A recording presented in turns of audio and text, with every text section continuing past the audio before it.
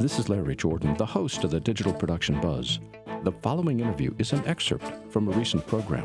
To hear the entire program, visit digitalproductionbuzz.com.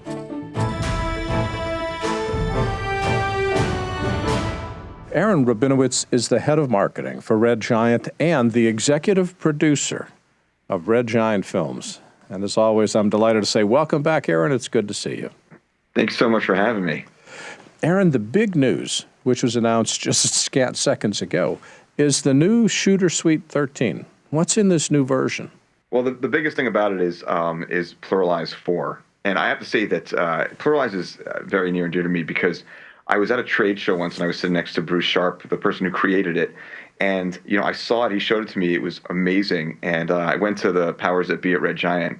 And I said, I just saw this amazing thing. I could really use a license of this. And then a few years later, they basically bought the company. And I was like, just one license was all I wanted. Pluralize, I have to say, is probably the closest thing to magic that Red Giant sells.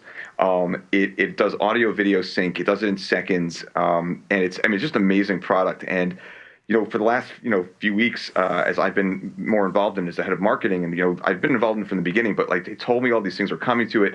When you finally see them in action, I didn't think that we could really improve the product, but it's a major overhaul. Wait. I'm confused here. So let's just slow down a second. Mm-hmm. We can sync clips in multicam and compound clips in Premiere, and we can sync them in Final Cut. Why would we even want Pluralize? It's a great question, and I think the answer is this. If you try Pluralize, the first thing I'll say is you try Pluralize, you'll see the difference instantly. It always works. There's no complications. What this version does in particular is you have a folder full of files. You don't know what's linked together, what's not. You just drag them all into, whether it's Premiere Pro or you drag it directly into Pluralize, and you hit sync, and it figures out what devices things came from, and it creates new tracks for each of those things. So you don't have to be organized at all. There are a few cases where that may not be the case, but for the most part, no thought has to go into it. You just drop the stuff in. Pluralize does it instantly. It's like a few seconds for a sync. You get visual feedback as it's going. You know exactly what's happening. It's not like some kind of black box where you're not sure why things are happening. And there are all these different algorithms that Pluralize can use. Let's say your clips aren't in order, or there's, or the sound's not loud enough. It can do all these things. And while it's always been able to do these things, the new version does it automatically. The user doesn't have to try to guess anymore what it can do. This will look at the sound, look at the video, and it will figure it all out and just spit out what you need when it's done. Yes. Now, there's a new feature you've got called Smart Start. Yeah. I read that twice. I'm still not clear what it does because I don't think it can do it. What is it? Yeah. Smart Start, literally you can drag a folder full of media and drop it into Pluralize, and it will figure out which media came from which device and create new tracks for that. So you can drop folders in, just whole folders, and it will create tracks based on that folder structure. But the moment you hit sync, it will begin to look at all that media, and it will figure out whether or not that media even belongs there, and it will begin to arrange it properly. Okay, so let's just follow this through. I'm recording on a DSLR camera, which, as we know, has terrible audio, and I'm recording on a Zoom H4n. Okay, Yeah. So I've got the Zoom, which has got audio files in its own little folder structure, and I've got the Canon, which has got video files in its own little folder structure, and Pluralize is going to magically find the right audio file to go with the right audio? Yeah, so assuming that you've offloaded that stuff onto your computer, right, because you have to bring it onto your machine, and then you drag those files in. It depends if you've offloaded them into one folder, which is never an ideal solution, but if you happen to have done that and you just dump that into Pluralize, Pluralize will immediately figure out what's what and arrange things. It will put them in order based on the audio. It will, it'll also just check. There's one other thing that's really special about Pluralize that nothing else in the universe that I know of does.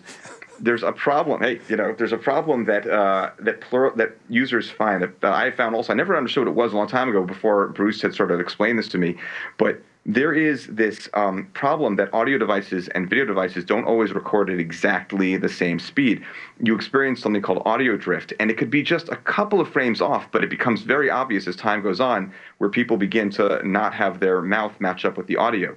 And you can't sync with that. That's unsyncable. But Pluralize can actually catch that and stretch and compress things as needed to be to make it work perfectly. You know, Aaron, I was just thinking, Pluralize is a standalone application. So we've got to quit out of our editor, do Pluralize, get back into our editor. Can we do anything to simplify that? This time around, there's been some really nice integration with Premiere Pro. So in the past, where there was like a script that you'd run within Premiere Pro that would send it over to Pluralize. Now we just have a panel that opens in Premiere Pro that you just hit synchronize, and it does the synchronization right there in Premiere Pro. And if you wanted to send it over to Pluralize, maybe you want more visual feedback, you could do that too. But the best thing about that is that it doesn't actually move your files around and mess up your timeline. It creates a duplicate timeline that is just a synced version of that, so that you can go back to your original without having any kind of damage to it. So it's just a lot more of an effortless sort of kind of situation for anybody who's editing in Premiere Pro. Now, this is part of Shooter Suite 13. Is there anything else in the suite that we need to pay attention to besides Pluralize? So there are other products in the suite. The most notable is Offload, which is actually now works with Pluralize. So Offload is a product that you use to just back up your footage, whether it's in the field or right when you return home, right? You get back to your station where you're working, you add it, you take your card, you connect it to your computer, and then offload with just a couple of you just set it where you want it to copy from and where you want it to go. Offload will copy it and also make an additional duplicate so you have a backup. And the way that works now is Pluralize will detect any offload events that you've done, and you can just click a button and tell Pluralize to bring in all that media, and it will then sync it all up. And then you can just send it right out to your editor. Well, you know, I was just reflecting. You guys have had a lot of new announcements. You've got Shooter Suite 13, which was announced like this week. But you also have done some stuff to Trapcode. What's happening over with Trapcode? Well, Trapcode we released at the end of last year, Trapcode Suite 13, major upgrade to the Trapcode Suite. What I will tell you is that the thing that I found that people have responded to most about Trapcode Suite 13 is Trapcode Particular. We added a new user interface that we didn't really change the features of Trapcode Particular, but it turned out that people weren't using some of the best stuff because it's buried so deeply in Trapcode, and some of it's very complex. And so by creating this user interface that's a little bit like Magic Bullet looks in the sense that you drag in things you want to use, and then you play with the values there and you get results, it's very visual, it's very artist-driven instead of being numbers and sliders and things like that. So you basically have the power of Trapcode Particular that's always been there, but now it's actually just really easy to use and fun to use, and you get real-time feedback pretty much. It depends on what you're doing. You can't get some of you're not going to get real-time for everything, but you can actually see what you're doing, and you're making slider changes and value changes and color changes, and it all happens right in front of you. Red Giant's been in the plugin business since forever, helping to define plugins in the first place. Are you seeing more interest in things like Trapcode, which are creating effects, or more things like utilities and Pluralize and Offload, which are helping us deal with media? Where's the interest now? You know, I got to tell you, it's almost split right down the middle there, what you've just described. Pluralize is probably, our most popular single item product. So like if you were to say like Trapcode Suite is a product full of many products, right? Pluralize in and of itself, if there were shelves, they would be flying off of them. People just love it. It solves a problem. I've learned this. There's only one thing you can never have back in life, and that is time. You can make money and you can do a lot of things. Maybe sleep's another one. I don't know. But time is something you can't have back, and Pluralize really gives that to you. It does in seconds what would take hours or even days, and that we see as a tremendous attractor. On the other hand, visual effects and motion graphics, I have found that, through my interactions with After Effects users, I ran a group called After Effects New York a long time ago. I find After Effects users are more passionate about what they do than almost anyone else I've met. I know people love editing and they love making films, but I have found that people who create something from nothing, there's just another kind of way of thinking there. And Trapcode has been that kind of thing for them. It's a tool that they rely on because it lets them create something from nothing. Thinking of something that came from nothing reminds me about 2 years ago, you guys released Red Giant Universe, which was your subscription-based program. How's that doing? It's doing great. At the end of last year, we released version 1.6. We started in 2014 with 50 effects, and 1.6 brought us to 100. A total of 100 effects. It's constantly growing. It's full of a lot of great stuff. I'll tell you, for me, I have some fun ones that I love in there. There's one called VHS, which I see everywhere. Saturday Night Live. I see it on tons of TV shows and commercials where it creates a look of VHS, which is so funny. We're in this digital age, and people, they just want to go back to the way things used to be. But VHS is a great one. There's one called Retrograde, which gives it the look of 35 millimeter film. And, they're very authentic. We worked with the guys at Crumple Pop to capture all of the actual real elements that help make these things look real. So great stuff to look at. Why would I have Universe and buy Trapcode? Or why would I have Universe and buy Pluralize? Aren't they the same thing? Got it. Good question. Red Giant Universe is a set of tools, right? That's a very specific set of tools for the editor. And Pluralize is a different product, and it's not part of Red Giant Universe. And Trapcode is obviously something for motion graphics and visual effects people. So it's Universe has a little bit of stuff in there for everybody, but really it's for editors who are turning stuff around very quickly. It runs on the GPU. It gives lots. There's like I said, 100 different kinds of effects you use, a lot of transitions, things like that. I think a lot of wedding people doing event videography, people doing TV show like just cuts for interesting things that are trying to transition between shots. Those are the kinds of things you'll find people doing with Red Giant Universe. I'd even venture to say that if I had to define like Magic Bullet versus Red Giant Universe are for people who really are editors, who consider themselves editors and are everyday cutting. And I'd say that Magic Bullet is one of those things for kind of across the board, but filmmakers, someone who defines themselves as a filmmaker might find themselves using Magic Bullet more than they might find themselves using Red Giant Universe. Which gets me to the last thing I want to talk with you about before we run out of time today. The second half of your title is the executive producer of Red Giant Films. Having seen your latest action adventure, which is just really cool, why are you guys shooting films?